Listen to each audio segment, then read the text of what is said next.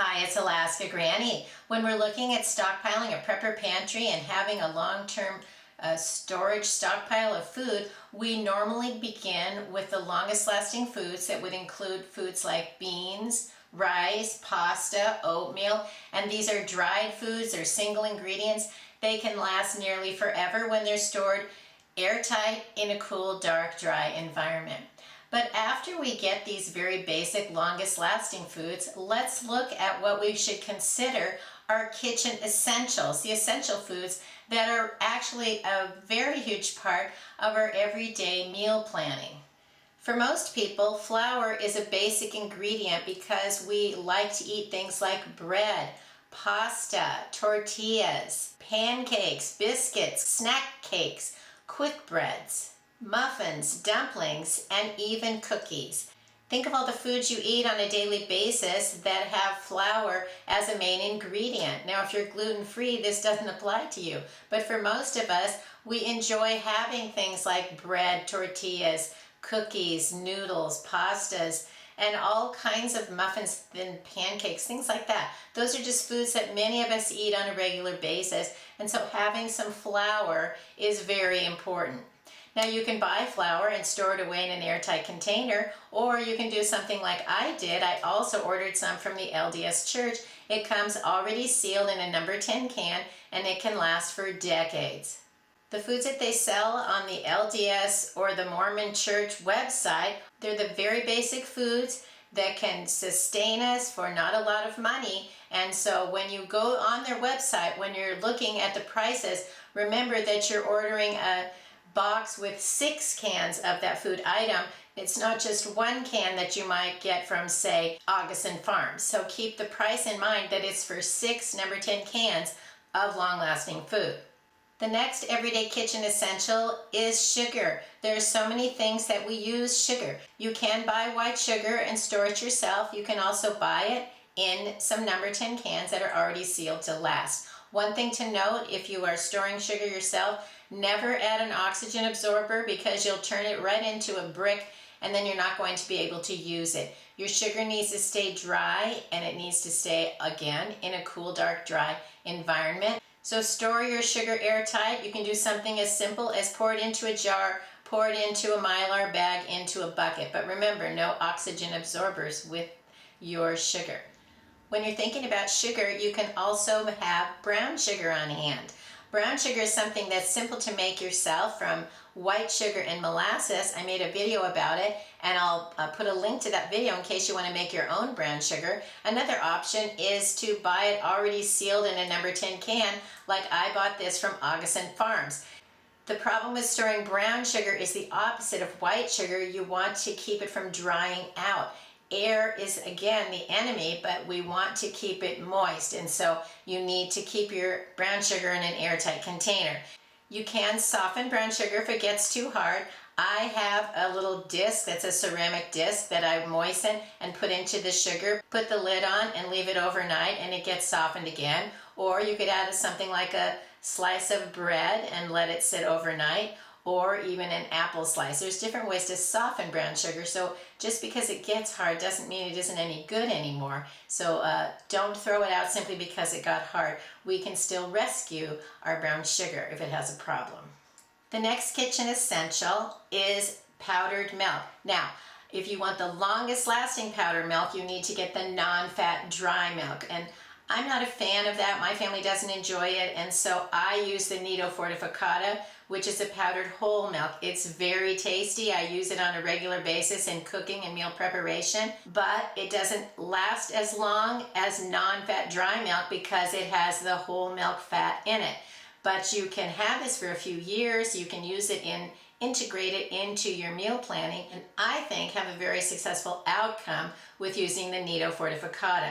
Now, when you look for the Nido Fortificata, you need to look on the Hispanic aisle. That for some reason they do not store it with where they sell powdered milk in the grocery store. Butter powder is another kitchen essential, and I have purchased these from Goshen Farms. You can see this one is a really old can, and I have other cans that I've been using on a regular basis. But this one somehow, just like other foods, some of them get put away in other storage areas of my home and that I don't necessarily rotate as frequently. And that's what's nice about having the number 10 cans, is these do last for many years. You can put them away and almost forget about them, but not completely. And you don't have to rotate these as frequently as you do, say, a can of vegetables or a can of meat. So that's what's nice about these longest lasting foods and buying them when they're already prepared to last for a long, long time. But this one needs to go in the front of my stash, so that it's the next butter powder that I would rotate, simply because it's the oldest one. I made a video about how I've used the Goshen Farms butter powder, and I find it to be very nice, very good product. And check out that video if you want to learn more about the butter powder. Salt is also a kitchen ingredient. You might want to have some iodized salt. The iodide in the salt is an important nutritional element in our food, but the iodide salt doesn't last as long as plain salt. Maybe you want some Himalayan salt. Maybe you're into canning and pickling. You want some kosher salt, pickling salt. Look over the kind of salts that you use and then have those in your stash, in your stockpile, because they are kitchen essentials.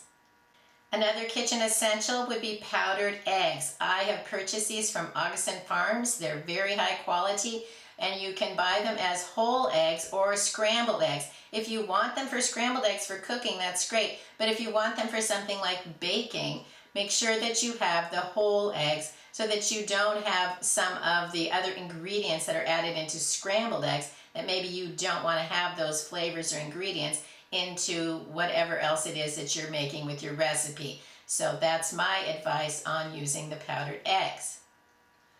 Once you open the number 10 cans, you need to use that food within a year and store it in an airtight container in the meantime. Wondering how to have the most simple sugar cookies from your basic kitchen essentials? Well, here is a 3-ingredient sugar cookie recipe, and all you need is 1 cup of butter, 2/3 cup of sugar, and 2 cups of flour.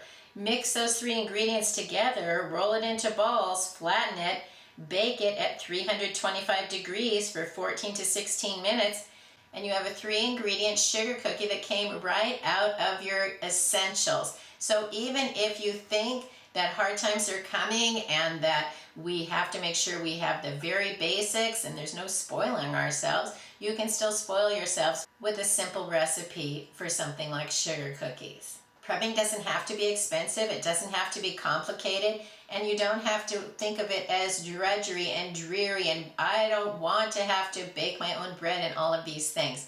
But if the time comes when you can't get the foods that we choose at the store, or we don't have the money left, or maybe it just becomes too unaffordable, then you can still provide some of those basic foods for your family if you have the essential kitchen ingredients on hand.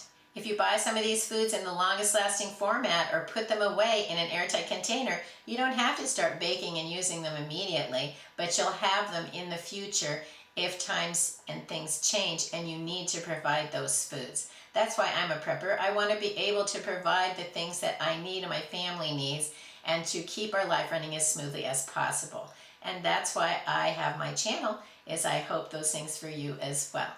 Leave it in the comments below. What are the easiest things that you make from the kitchen essentials that we might want to have those recipes, those meal ideas in our arsenal, so that we're prepared even better? Because the more ways we know how to use the things we have, the more things we actually have. I hope you'll like my video, share it with someone else you think might enjoy it, and please subscribe to the Alaska Granny channel.